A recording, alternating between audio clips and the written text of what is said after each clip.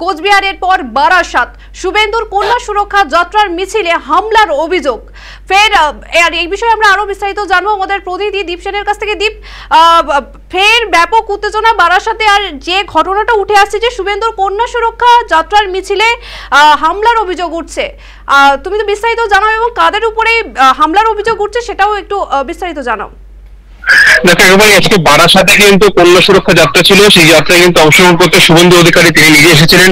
সেই মিছিল যখন শুরু হয়ে বারাসাত চাপাটালি মোড়ে আসে, বারাসাত চাপাটালি মোড়ের পাশেই কিন্তু আইএনটিটিইউসির একটি পার্টি অফিস রয়েছে। সেই পার্টি অফিসের মধ্যে থেকে কিছু তৃণমূল কর্মী তারা কিন্তু জয় বাংলা স্লোগান দিতে থাকে এবং তখন কিন্তু যে বিজেপির যে মিছিল চলছিল সেই মিছিল শুরু কিন্তু একেবারে ভারত মাতা কি জয় বলে স্লোগান দিতে থাকে কর্মীরা, এবং এরপরে কিন্তু পরিস্থিতি আরো উত্তপ্ত তৈরি হয়, দুই পক্ষের মধ্যে বাগ্বিতণ্ডা তৈরি হয় এবং বাগ্বিতণ্ডা আস্তে আস্তে কিন্তু একে অপরের প্রতি ঝাঁপিয়ে যায়। বিজেপি কর্মীরা কিন্তু একেবারে ঝাঁপিয়ে পড়ে আইএনটিটিইউসি কর্মীদের উপর, এবং আইএনটিটিইউসির কিছু কর্মী পার্টি অফিসের মধ্যে ছিল, তারাও কিন্তু বেরিয়ে এসে মিছিলের উপর হামলা চালায় এবং এই হামলার ঘটনায় কিন্তু এখনো পর্যন্ত জানা যাচ্ছে 3-4 জন আহত হয়েছে, এবং এই হামলার বিষয়ে কিন্তু এখনো পর্যন্ত ঠিকভাবে জানা যাচ্ছে না যে কতজন আহত হয়েছে, কিন্তু সূত্র মারফত যেটা জানা যাচ্ছে 3-4 জন কিন্তু এই হামলায় আহত হয়েছে।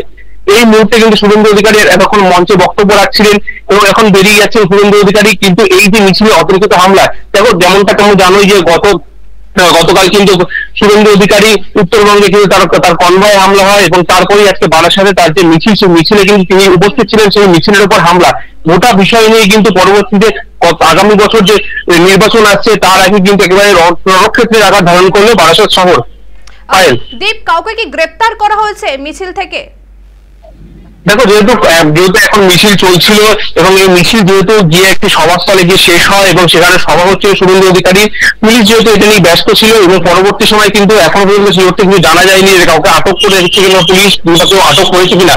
পরবর্তী সময় কিন্তু আরো জানা যাবে যে এই যে হামলার ঘটনা, মিছিল শুভেন্দু অধিকারী যে মিছিল চলছিল বারাসাতে, সেই মিছিলের উপর যে হামলার ঘটনা, সেই হামলার ঘটনা কি গ্রেপ্তার হয়েছে কিনা এখনো পর্যন্ত জানা যায়নি। পায়েল, ধন্যবাদ দীপকে। যেমনটা জানাচ্ছিল যে কোচবিহারের পর বারাসাত শুভেন্দুর কন্যা সুরক্ষা যাত্রার মিছিলের হামলার অভিযোগ উঠছে তৃণমূলের দিকে, ব্যাপক উত্তেজনা ছড়িয়েছে বারাসাতে।